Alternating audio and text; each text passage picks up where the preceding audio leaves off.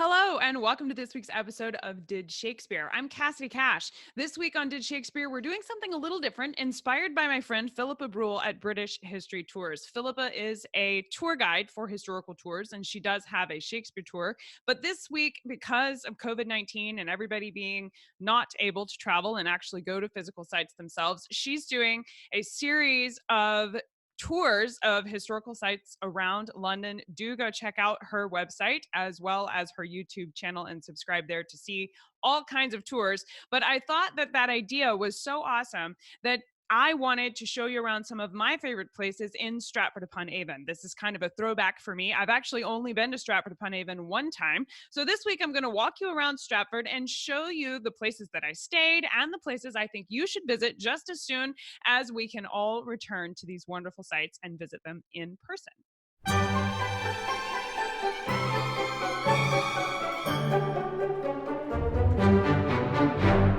So I'm starting out here at Stratford upon Avon. This is the city center, that big tower there that you can see. That's the actual ground zero center part of Stratford upon Avon, England.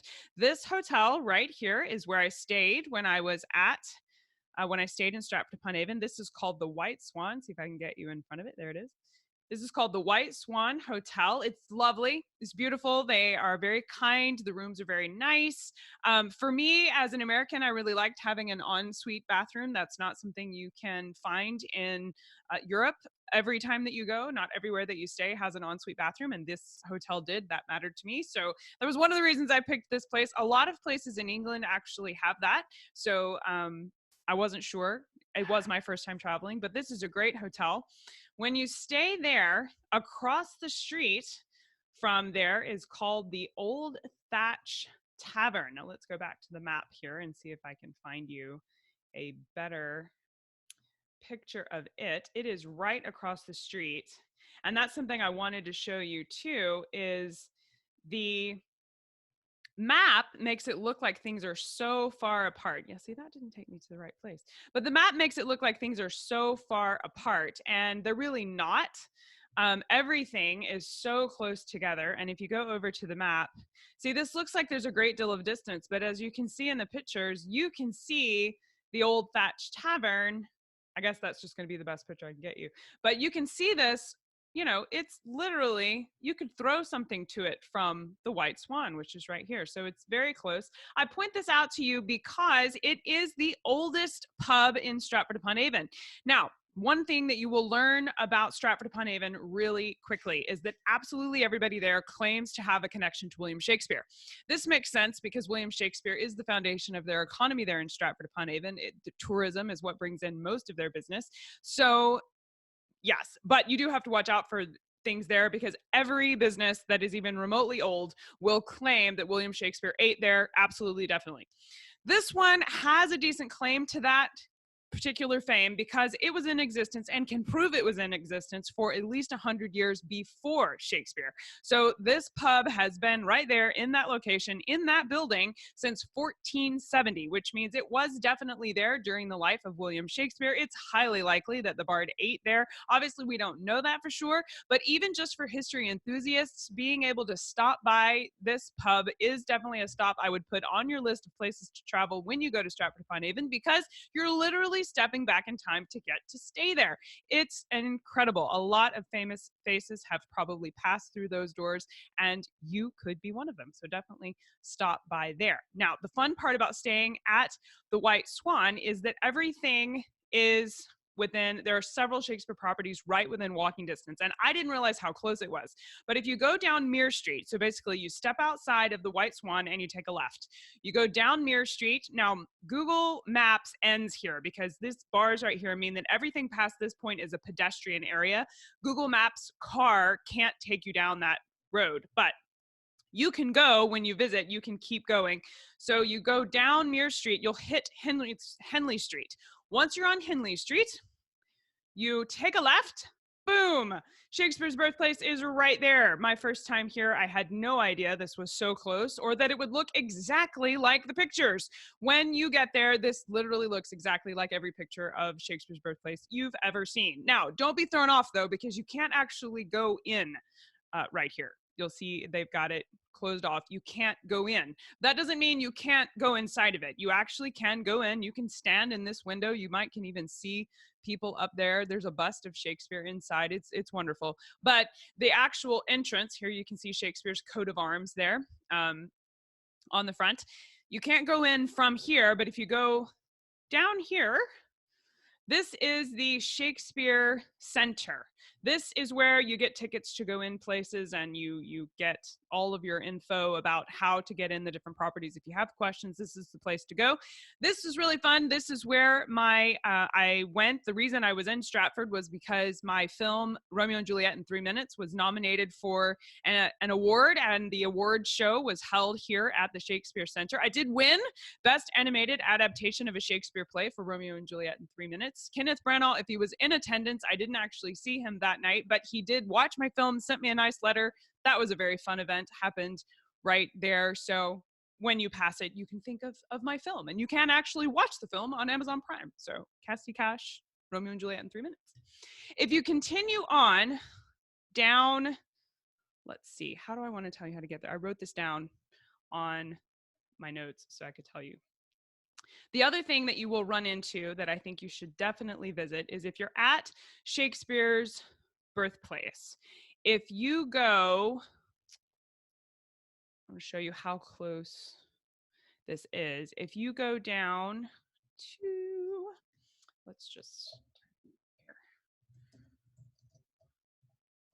it's on Rother Street, but I always forget exactly how to get to Rother Street. It's about 2 blocks from Shakespeare's Birthplace. Yeah, okay, so here is where we were at the White Swan. Mere Street runs into a Rother Street, so don't get confused. But if you'll take Rother Street down about 2 blocks, you'll run into the Shakespeare Hospice Bookshop. It is, turn around, there we go. It's right there. This is cool because this is actually a functioning hospice. This business cares for the sick and terminally ill, and they also invest in the education and support of the medical professionals who provide that care. And this bookshop funds their efforts. Now, it's a fun bookshop because for literature lovers and people who enjoy Shakespeare, everything from Shakespeare to Dickens to John le Carre can be found here, even unique titles, historical titles. It's really a great bookshop to go and visit. If you were thinking of picking up a book as a souvenir for your trip to Shakespeare's hometown, this is definitely the place to pick it up because your purchase will help support their hospice. So you'll be getting a great souvenir and doing a good deed at the same time. I'm not affiliated with this bookshop at all. I just interact with them on Instagram. And when I'm there, I try to buy something because I just love what they're doing. So I wanted you to know about that. Now, if you keep going down Rother Street, remember that's this one here. If you keep going down Rother Street, you'll get to Chestnut Walk. Now this one's very fun. So it's about 2 blocks, and you come down Chestnut Walk all the way. You will actually pass Hall's Croft, which is the next stop on our virtual tour today. No, I don't want to buy tickets. Not yet. I want to go back to the little blue line where I can walk on it. Now, you won't really recognize it if you don't know it's there, so be careful you don't walk right past it. But the helpful brown Tudor architecture will help you out here. But this is Hall's Croft. Let's see if I can stop right in front of it. I can. This is Hall's Croft. This is where Susanna Shakespeare, Shakespeare's oldest daughter, lived here with her husband, John Hall. John Hall was a physician. He's actually one of the people thought to have influenced the many medicinal references in Shakespeare's plays. A lot of scholars believe Shakespeare and John Hall were close friends, and that the knowledge John Hall had about plants and what they were capable of would have influenced the many places Shakespeare uses plants in his plays. But this is their home. It's why it's called Hall's Croft. This is open to the public. You can tour it, and there's information on how to do that in a cafe and a shop in there. It's a really great place to stop just for the architecture. It's amazing to get to see this, and it does, I mean, it's the real thing. So you're literally walking through where they lived. You can find more information about Hall's Croft in the notes below this. If you're watching on YouTube, it'll be right below the video. If you're on castedcash.com, this is part of the full show notes that's included with the episode. We do show notes for every episode here at That Shakespeare Life. So let's continue on down Chestnut Walk to perhaps my favorite place on this tour, and that is Holy Trinity Church. Holy Trinity Church is where William Shakespeare went to church. It's also where he and most of his family are buried. It is located right on the River Avon, which is the first place I want to show you because they have all the swans. Look at this. It's simply gorgeous. You can go out there. The river is just right there. That is the River Avon. When you hear Shakespeare called the Swan of Avon and things like that, this is where all of that comes from. This is the church grounds here at Holy Trinity Church. This is the back side of it. This is many, many graves around the site here. The church does minister to the entire town.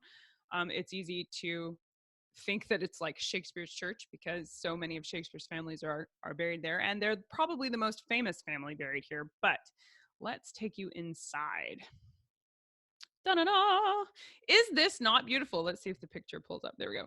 When you walk in, you can see, whoop, I'm sorry about my mouse. Okay, when you walk in, they've got all of these seats and hymnals. This is a functioning church. You can actually participate in the services here at Holy Trinity Church. They have started live streaming those, especially in response to the quarantine. They are live streaming them. They actually have created a new YouTube channel, but they also live stream them from their Facebook page. I frequently attend the church services at Holy Trinity Church just because it's incredible to be able to participate in the services where Shakespeare went to church. So you can find that in the links in the show notes. Again, if you're on castycash.com, this will be embedded in the show notes. If you're on YouTube, you can find the show notes at the link right below the video in the little link.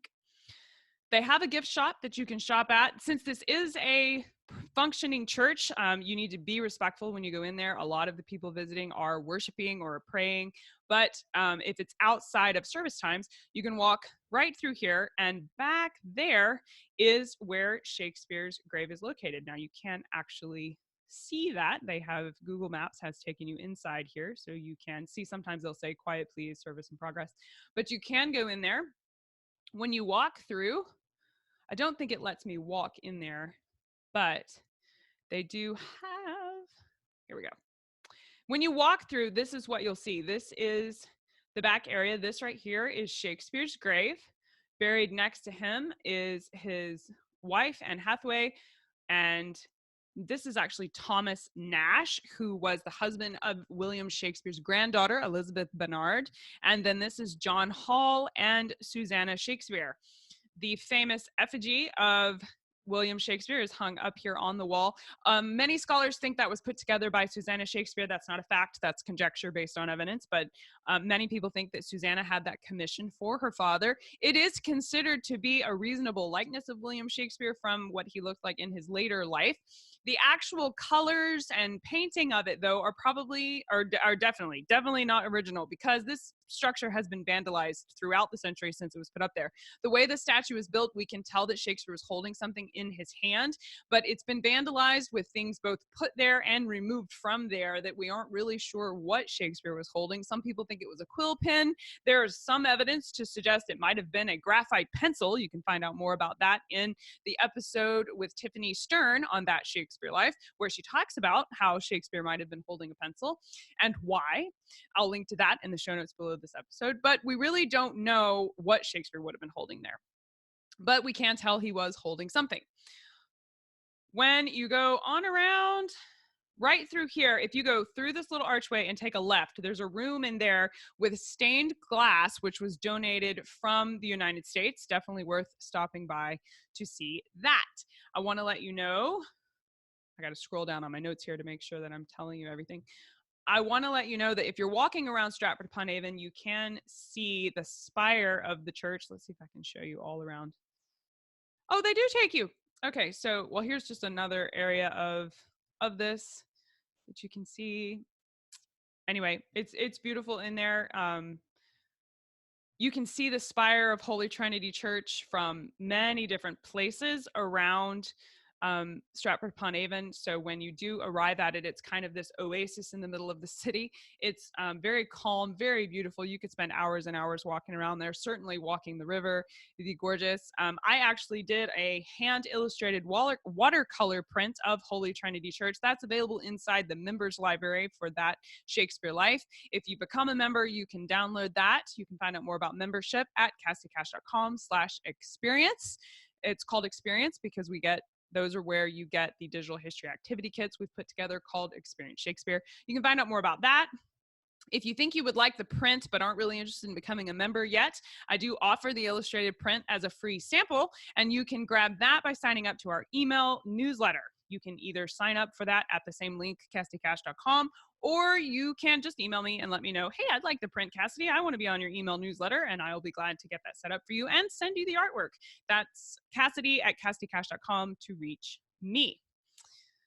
Now, I wanted to tell you a little bit about Thomas Nash. Let's see if I can go back to his grave because he's just really interesting. When you go in here we are inside. Oops. Let's go back to this one. Okay, so Thomas Nash is buried right here. Thomas Nash was the owner of the Bear Inn, which was opposite of the Swan, which is almost across the street from Holy Trinity Church, so very close to where we are right now. Thomas Nash is thought to have contributed to Henry VI Part 1, as well as other parts of the Henry VI trilogy. Thomas Nash did promote this particular play in his work. Oh, what was it called? Pierce Penniless. All I could remember was Penniless. And I'm like, no, there's another word. Pierce Penniless. It was a pamphlet that Thomas Nash wrote. He promoted this play specifically in that. We know that he co-wrote Isle of Dogs with Ben Jonson, which landed Ben Jonson in jail. The final version of that play was never published because it was considered so seditious. Thomas Nash would have been jailed, but by the time they raided his house and seized his papers, he had already fled to the country. So they didn't catch him for that. You'll notice at the gravesite that Judas Shakespeare is missing. William Shakespeare had two daughters, Susanna and Judith. Judith was one of two twins, Hamnet and Judith. Hamnet died when he was 11, and Judith did grow up and get married. She became Judith Quiney, and she is not buried here. I looked around and around trying to find her and did some research to find out that actually the final resting place of Judith Shakespeare is a mystery. We don't actually know where she was buried. But we do know a lot about her life and why she was not buried here, or some conjecture about why she was not buried with the rest of her family. You can find out more about her life in our episode 9 of That Shakespeare Life, where we interview Grace Tiffany all about the life of Judith Quiney. Judith Shakespeare became Judith Quiney when she married Thomas Quiney, and their entire marriage and life was really tumultuous, with Judith becoming something of the black sheep of the Shakespeare family. And you can learn more about that at cassidycash.com/009. That's cassidycash.com/009. Now, there's a couple other spots on this tour that I'm going to show you. This one, you have to go out from Stratford upon Avon to Shottery to get here. Let's see if I can type it correctly. Make sure I get you to the right place. You'll go from Stratford upon Avon to Shottery.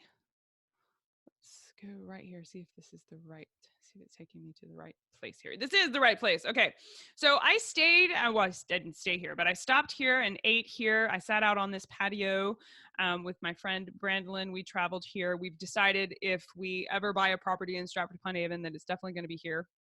It was a lovely place. At the time, I picked it because I thought it was the Bell Inn.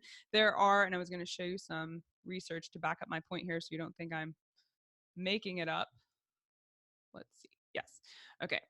So this is a book by Susan, S.L. Ben Susan, and it talks about Mary Arden's cottage and Anne Hathaway's cottage. Anne Hathaway's cottage is in Shottery. Mary Arden's cottage is a little bit further out in Wilcott, but this book cites the Bell Inn as a place that William Shakespeare would have gone. So when I went there, I thought that William Shakespeare would have actually eaten here, and that's why we picked it, because we were trying to eat somewhere that William Shakespeare could actually have been.